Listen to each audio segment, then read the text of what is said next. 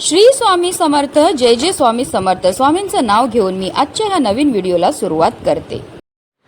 यंदा 7 डिसेंबर म्हणजेच रविवारी आहे संकष्टी चतुर्थी. डिसेंबर महिन्यात येणाऱ्या संकष्टी चतुर्थीला अखुरत संकष्टी चतुर्थी असे म्हटले जाते.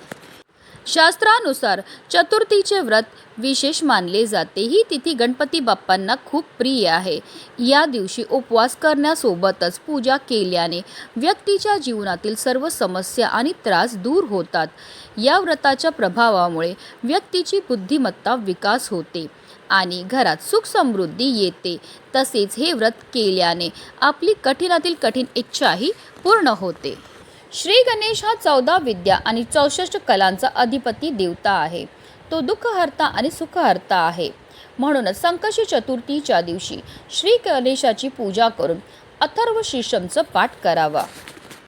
या दिवशी पूजेचा शुभ मुहूर्त हा सकाळी 8:19 ते दुपारी 1:31 आहे. तसेच संध्याकाळी 5:24 ते रात्री 10:31 असणार आहे. संकष्टी चतुर्थीचा उपवास चंद्रोदय झाल्यावर चंद्राचे दर्शन आणि पूजा करून सोडला जातो आणि चंद्रोदय जो आहे तो 8:34 असणार आहे. गणपती बाप्पाला संकटनाशक म्हणतात. कोणतेही प्रकारचे संकट असल्यास बाप्पाची पूजा केल्याने संकटापासून मुक्ती मिळते. तसेच गणपतीला बुद्धीचा देवता मानल्याने या दिवशी विद्यार्थ्यांनी गणेशाची पूजा आणि दर्शन घेतल्याने त्यांना ज्ञान आणि बुद्धी मिळते. धार्मिकदृष्ट्या हा दिवस अतिशय महत्त्वाचा असल्यामुळे या दिवशी काही प्रभावी उपायांनी सेवा देखील केल्या जातात. आणि म्हणूनच आपल्याला संकष्टी चतुर्थीच्या दिवशी तुम्ही व्रत नाही केलं तरीही चालेल, पण इथे अर्पण करा फक्त एक सुपारी. ही सुपारी अर्पण केल्यामुळे आपलं 7 पिढ्यांचं दारिद्र्य तर नष्ट होणारच आहे, पण आपल्याला सर्व कामामध्ये यश मिळून आपली कितीही कठीणातील कठीण इच्छाही साक्षात गणपती बाप्पा पूर्ण करतील. तर ही सुपारी आपल्याला कुठे अर्पण करायची आहे, कोणत्या वेळेत अर्पण करायची आहे, त्याबद्दल सविस्तर आणि महत्त्वाची अशी माहिती मी तुम्हाला या व्हिडिओमध्ये देणार आहे. तर व्हिडिओ पूर्ण पहा आणि जर तुम्ही माझ्या चॅनलवर नवीन असतील तर चॅनलला सबस्क्राईब करा आणि शेजारी बेल आयकॉनसुद्धा प्रेस करा, जेणेकरून तुम्हाला माझ्या नवनवीन व्हिडिओचे नोटिफिकेशन मिळत राहील आणि तुम्ही एक पण व्हिडिओ मिस करणार नाही. संकष्टी चतुर्थीच्या दिवशी आपल्याला सकाळी ब्रह्ममुहूर्तावर उठायचं आणि अंथरुणामध्येच गणपती बाप्पांचं स्मरण करायचं आहे आणि दिवसाला सुरुवातही करायची आणि त्यानंतर स्वच्छ स्नानही करायचे. जर शक्य झालं तर या दिवशी लाल किंवा पिवळ्या रंगाचे वस्त्र परिधान करा.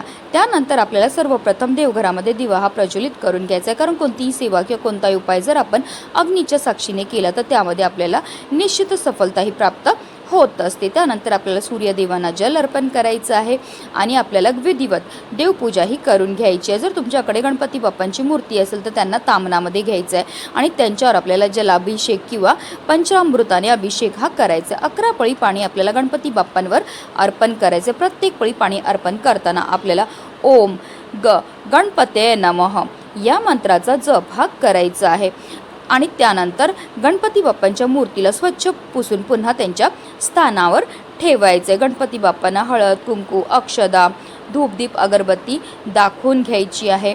त्यानंतर जे तीर्थ आपण तयार केलेलं आहे ते आवर्जून आपल्या मुलांना प्यायला द्यायचं. असं हे गणपती बाप्पांना जलाभिषेक केलेलं तीर्थ आपल्या मुलांना प्यायला दिल्यामुळे त्यांच्या बुद्धीमध्ये बऱ्याच प्रमाणामध्ये वाढही होत असते. त्यानंतर गणपती बाप्पांना आपल्याला जास्वंदाचं फूल अर्पण करायचं आहे. त्याचबरोबर 21 दुर्वांची जुडी आपल्याला अर्पण करायची. ही जुडी अर्पण करताना आवर्जून आपल्याला आपल्या मनातली इच्छा बोलून अर्पण करायची आहे. त्यानंतर गणपती बाप्पांना गोडाचा नैवेद्य हा दाखवायचा आहे. तुम्ही लाडू, मोदकचा नैवेद्य दाखवू शकतात किंवा अगदी तुम्ही गुळ खोबऱ्याचा नैवेद्य दाखवला तरीही चालणार आहे. दिवसभर आपल्याला व्रत करायचं आहे. संकष्टी चतुर्थीच्या व्रत कथेचं पठण किंवा श्रवण करायचं आहे. रात्री चंद्र उगवल्यानंतर आपल्याला चंद्राला जल अर्पण करायचं आहे, फुले अर्पण करायची आहेत आणि त्यानंतर आपल्या मनातली इच्छा बोलायची आहे. असं केल्यामुळे आपल्या घरामध्ये सुख समृद्धी राहते. त्यानंतरच आपल्याला व्रत हे सोडायचं आहे. आता हा उपाय आपल्याला कधी करायचा, तर हा उपाय आपण संकष्टी चतुर्थीच्या दिवशी अगदी सकाळपासून संध्याकाळपर्यंत कधीही करू शकता. हिंदू धर्मात पूजेच्या वेळी सुपारीला विशेष महत्त्व आहे. पानासोबत सुपारी देखील पूजेत ठेवली जाते. गणेशाला सुपारी प्रिय आहे आणि जेव्हा पूजा केली जाते तेव्हा प्रथम उपासक गणेश आणि गौरीचे प्रतीक सुपारीच्या रूपात वापरतात. भगवान विष्णू आणि देवी लक्ष्मीच्या पूजेतही सुपारीचा वापर केला जातो. सुपारी संबंधित असे काही उपाय जे केल्याने धनात वाढ होते, त्यासोबतच सुख समृद्धी वाढते. हे उपाय आपल्याला व्यवसाय आणि करिअरमध्ये देखील उपयुक्त ठरतात. हा संपूर्ण उपाय आपण देवघरामध्ये बसूनच करणार आहेत. हा उपाय करण्याकरता आपल्याला एक सुपारी लागणार आहे, पण जी सुपारी आपण घेणार ती नवीनच असावी. अगोदर पूजेमध्ये वापरलेली सुपारी आपल्याला या उपायामध्ये वापरता येणार नाही. आता आपल्याला एक तामण घ्यायचं आणि त्या तामणामध्ये या सुपारीला ठेवायचं आणि 11 पळी पाणी आपल्याला या सुपारीवर अर्पण करायचे. प्रत्येक पळी पाणी अर्पण करताना त्या सुपारीवर आपल्याला ओम गण गणपते नमः या मंत्राचा जप हा करायचा आहे. आता आपल्याला जलाभिषेक केलेल्या सुपारीला स्वच्छ पुसून घ्यायचं आहे. आता एक लाल रंगाचा कपडा घ्यायचा आणि तो कपडा आपल्याला आपल्या देवघरामध्ये असणाऱ्या गणपती बाप्पांसमोर ठेवायचा आहे. आता या सुपारीला आपल्याला आपल्या उजव्या हातामध्ये घ्यायचं आणि आपल्याला तिथेच देवघरामध्ये आसन घेऊन बसायचं आणि काही सेवा ह्या करायच्या आहेत. आपल्याला 11 वेळा गणपती अथर्व शीर्षमचं पठण करायचं आहे. जेव्हा आपण गणपती अथर्व शीर्षमचं पठण करणार तेव्हा आवर्जून आपल्या मुलांना सुद्धा बाजूला बसवायचं. त्यांनी श्रवण केलं तरीसुद्धा त्यांना त्याचा खूपच लाभ हा प्राप्त होणार आहे. 11 वेळा गणपती अथर्व शीर्षमचं पठण करून झाल्यानंतर आपल्याला 1 वेळा फलश्रुतीचं पठणसुद्धा करायचं. फलश्रुतीचं पठण केल्यामुळे आपल्याला केलेलं सेवेचं त्वरित फळ हे प्राप्त होत असतं. आता काही कारणास्तव जर तुम्हाला गणपती अथर्व शीर्षमचं पठण करणं शक्य नसेल तर यूट्यूबला लावून द्या.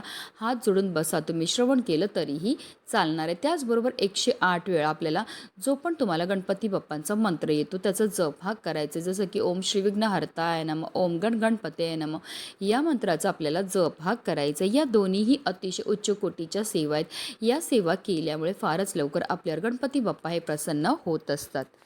आता या सुपारीवर आपण अतिशय उच्च कोटीचा सेवा केली आहे, त्यामुळे ही सुपारी जी आहे ती अभिमंत्रित होते. आता अशी ही अभिमंत्रित सुपारी आपल्याला आपण जो गणपती बाप्पांसमोर लाल रंगाचा कपडा ठेवला आहे त्यावर ठेवून द्यायची आहे. आता या सुपारीला आपल्याला हळद कुंकू अक्षदा अर्पण करून घ्यायचे आहेत. आता या लाल रंगाच्या कपड्यामध्ये या सुपारीला आपल्याला बांधून घ्यायचं आणि याची एक पोटली ही तयार करून घ्यायची आहे. संपूर्ण दिवसभर ही पोटली आपल्याला गणपती बाप्पांच्या चरणावरच ठेवायचं. संध्याकाळी आपल्याला जेव्हा गणपती बाप्पांची पूजा करणार आहेत त्यानंतर आपल्याला ही पोटली तिकडनं उचलायची. आता ही अभिमंत्रित पोटली एक तर तुम्ही तुमच्या पाकिटामध्ये ठेवू शकतात किंवा अगदी तुम्ही तुमच्या घरामध्ये जिथे तुम्ही धोंड ठेवतो तिथे ठेवलं तरीही चालणार आहे. अशी ही अभिमंत्रित सुपारी आपल्याजवळ ठेवल्यामुळे आपलं पाकिट कधीही रिकामी राहत नाही. आपल्या घरामध्ये धन येण्याचे अनेक मार्ग हे मोकळे होतात. लक्ष्मी प्राप्ती करता, कर्जमुक्ती करता, इच्छापूर्ती करता सर्वात प्रभावी असा हा उपाय मानला जातो. आता तुमचा जर व्यवसाय चालत नसेल तर तुम्ही व्यवसायाच्या ठिकाणामध्ये सुद्धा अशी ही अभिमंत्रित पोटली जी आहे ती ठेवू शकता. तुम्ही स्वतः अनुभव घेतील की तुमच्या व्यवसायामध्ये वृद्धी ही व्हायला लागलेली आहे. अतिशय चमत्कारिक असा हा उपाय आहे. कारण असं म्हटलं जातं संकष्टी चतुर्थीच्या दिवशी गणेश तत्व हे नेहमीच्या तुलनेत 1 सहस्त्रपटीने जास्त कार्यरत असतात आणि जेव्हा आपण या वेळेमध्ये काही प्रभावी उपाय किंवा सेवा करतो तर त्यामुळे आपल्याला केलेल्या उपायाचं किंवा केलेल्या सेवेचं अतिशीघ्र फळ हे प्राप्त होत असतं. म्हणूनच व्हिडिओ जास्तीत जास्त लोकांपर्यंत शेअर करायचे जेणेकरून प्रत्येकाच्या आयुष्याचं कल्याण हो हीच मनामध्ये इच्छा. श्री स्वामी समर्थ. जय जय स्वामी समर्थ. गणपती बाप्पा मोरया. मंगलमूर्ती मोरया.